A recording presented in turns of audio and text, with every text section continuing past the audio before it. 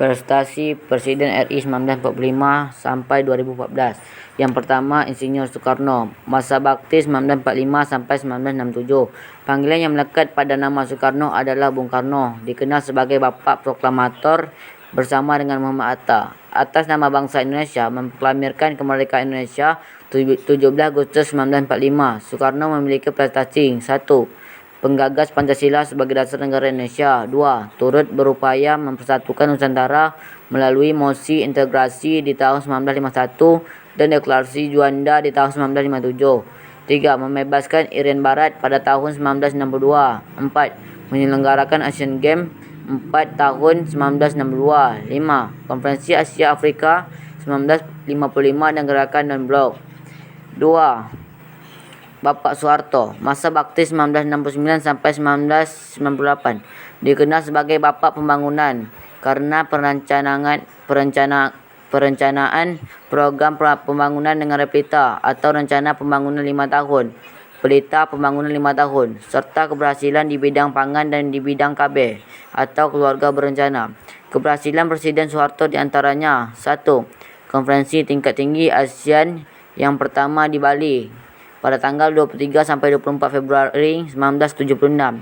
2. Indonesia menjadi negara pertama di Asia Tenggara yang berhasil meluncurkan satelit, yaitu satelit Pelapa A1 pada tanggal 8 Juli 1976.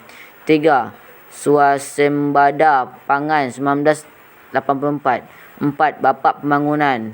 5. Ratifikasi penjaminan yang menyatukan wilayah Indonesia melalui zona ekonomi eksklusif di tahun 1982 dalam perjanjian United Nations Convention on the Law of the Sea atau UNCLOS. 6. Perencanaan Keluarga Berencana atau KB Mandiri pada tanggal 28 Januari 1987.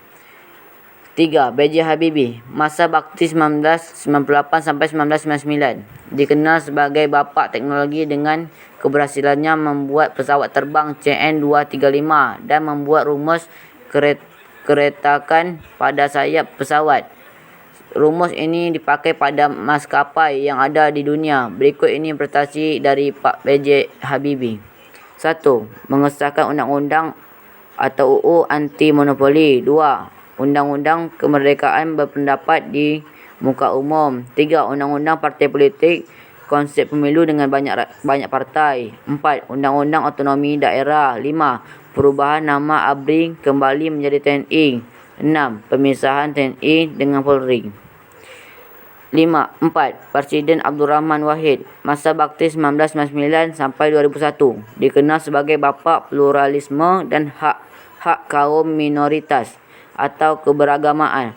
Prestasi yang digapai antaranya: 1. Mengesahkan Hari Raya Imlek sebagai hari libur nasional. 2. Reformasi birokrasi dengan membubarkan Departemen Penerangan dan Departemen Sosial. Namun sekarang hanya Kementerian Sosial yang dihidupkan lagi. 3. Pengangkatan Laksmana Widodo AS sebagai Panglima TNI pertama dari Angkatan Laut. 4. Membentuk Departemen Eksplorasi Laut yang kini menjadi Kementerian Perikanan dan Kelautan. 5. Presiden Megawati Soekarno Putri. Masa bakti 2001 sampai 2004. Sebagai Presiden perempuan pertama Indonesia, prestasinya diantaranya adalah membentuk KPK. 2. Membentuk Mahkamah Konstitusi. 3. Menyelenggarakan pemilihan presiden pertama kalinya tahun 2004. 4. Undang-Undang KPK. 5. Undang-Undang Terorisme. 6. Undang-Undang KDRT. 6. Presiden Susilo Bambang Yudhoyono. Masa bakti 2004 sampai 2014. Sebagai presiden pertama yang dipilih langsung oleh rakyat dan dipilih kembali pada periode yang kedua. Prestasi Presiden SBY di antaranya: 1. Mengeluarkan cetak biru Masterpian percepatan dan perluasan pembangunan ekonomi Indonesia sebagai pembangunan jangka panjang nasional. 2. Mengeluarkan program JKN. 3. Mendirikan Universitas Pertahanan di Indonesia.